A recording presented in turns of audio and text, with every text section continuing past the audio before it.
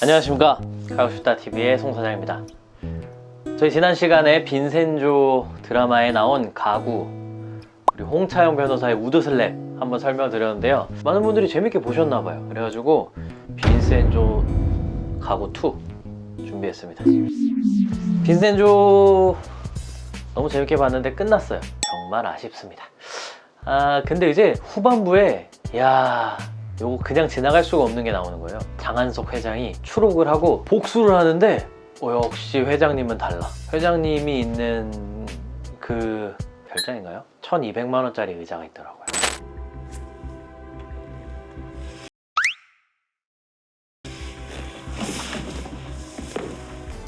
장한석 회장, 세상에 1200만 원짜리 의자. 부자의 어떤 상징을 나타내듯이 빡 1200만 원짜리 그 의자 가구가 뭔지, 가구의 디자이너는 어떤 분인지 오늘 이 시간 한번 파헤쳐 보겠습니다. 일단 디자이너부터 말씀을 드리자면 미스 반데얼로에라고 하는 분이에요. 이런 모더니즘, 미니멀리즘에 아주 빼놓고는 말할 수 없는 분이고, 이분이 그냥 가구를 디자인한 가구 디자이너로서가 아니라 사실은 건축가로 굉장히 대단한 분이죠. 이제 지금까지 시대를 통틀어서 뭐 3대 건축가라고 하면 그 중에 한 분으로 뽑히는 분이에요. 뭐 르꼬르비지에 같은 분이 이제 가장 이제 유명하고 어디에도 빠지지 않는 분이고, 그 외에 이제 뭐 라이트라는 분, 또 아니면은 뭐 가우디, 맥킨토시, 이런 이제 현대 건축의 큰 줄을 그은 분들 중에 한 분이고요. 모더니즘, 뭐 미드 센츄리 모던, 이런 부분 이야기할 때 빠질 수 없는 게 이제 독일의 바우하우스잖아요. 이제 그 바우하우스의 교장을 역임했던 분이고, 대단한 분입니다. 대단한 분이에요. 독일에 나온 아주 천재 건축가고요. 미스 반데얼로에의 또 유명한 말 두 가지가 less is more, 줄이는 것, 가장 적은, 깔끔함. 거기에 연결되는 말로 아주 유명한 말 중에 하나가 God is in the details. 디테일에 얼마나 고집을 했는지, 얼마나 작은 것 하나도 잘 만들어야 된다고 생각을 했는지. 근데 이제 이런 거 보면 미니멀리즘이나 이런 모더니즘이 보면 군더더기 없는 실용적인, 깔끔한 이런 것들을 추구하다 보니까, 그러면 그렇게 할수록 이런 소재라든지 마감이라든지 이런 디테일에 대해서 신경을 쓸 수밖에 없어요.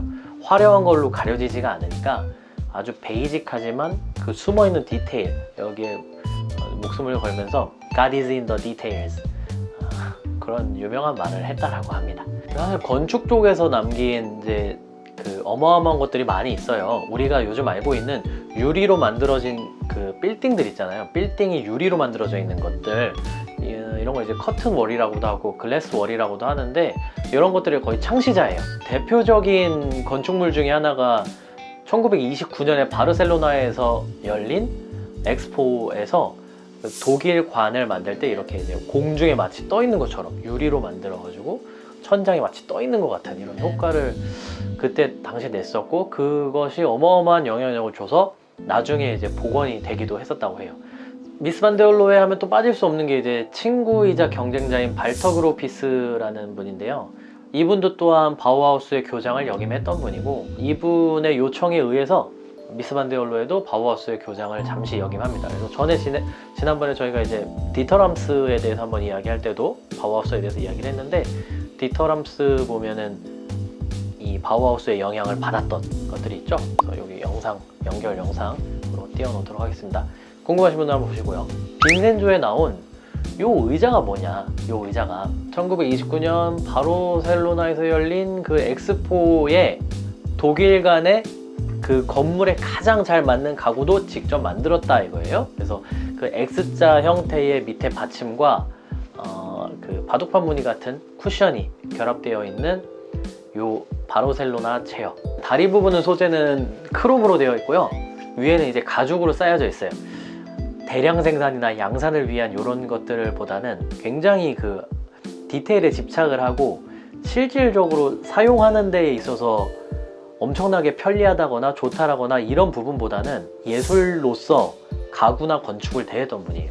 그래서 실제로 그분이 만들었던 그 건축 집도 사용상에는 굉장한 불편함이 좀 있었다, 뭐 이런 부분들이 있어요. 예를 들면 지붕도 약간은 기울어져야 물이 와도 새고 이렇게 하잖아요. 근데 이거 지붕을 평평하게 만들어 버린 거예요. 깔끔하게 만들기 위해서. 그리고 다 유리로 만들어 버려서 여름엔 덥고 겨울엔 춥고 이런 부분도 있었다고 하고, 그러니까 실제로 사람이 살기 위한 실용적인 부분보다는 어떤 예술적인 접근이나 하나의 오브제로서 접근을 한 거죠.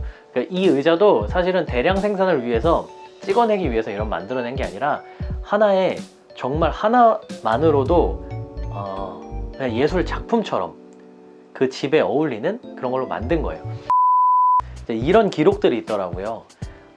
프랑스의 가난한 예술가라든지 이런 그 건축가, 미술과 가구와 예술을 사랑하는 사람들이 저렴한 카페트가 있는데 그 한 구석에는 이 바르셀로나 체어가 있다라는 거예요. 이게 당시의 가격으로는 한 600만 원 정도를 했다라고 해요. 아주 허름한 집에 모든 집기들이 허름한데 딱 하나를 놨다라고 해요. 미스 반데얼로에라는 사람의 그런 예술적인 가치와 생각과 사상들이 그의 건축물과 가구에 스며들었고, 이런 것들을 후대에 동경하는 젊은 예술가들이 가구로서 뿐만 아니라 그의 작품을 하나 내가 소유하고 우리 집에 들임으로써 그런 정신을 닮아가고 나도 이렇게 되고 싶다라는 지향점을 잡았던 것 같아요. 현재는 이제 뭐 양산이 돼서 구매하시려면 구매하실 수 있어요. 의자 하나에 1200만 원 쓸 수 있는 용기만 있으시면 구매하실 수 있습니다. 우리 장한석 회장님처럼 이제 회장님 정도의 급이 되면 굉장히 잘 어울리는 가구가 되겠죠. 저는 차마 저는 미스 반데얼로에와 바르셀로나 체어에 대한 내용들 빈센조 드라마를 통해서 한번 짚어보게 됐고요. 이 미드 센추리 모던, 현대 가구에 대해서 이런 디자이너들, 브랜드들 하나하나씩 밟아보려고 하고 있습니다. 오늘 가봅시다 TV에서는 빈센조 장한석 회장님의 1200만 원짜리 의자 미스 반데얼로에와 바르셀로나 체어에 대해서 같이 한번 알아봤습니다. 구독, 좋아요 해주시면 아주 큰 힘이 됩니다. 함께 해주셔서 감사드립니다.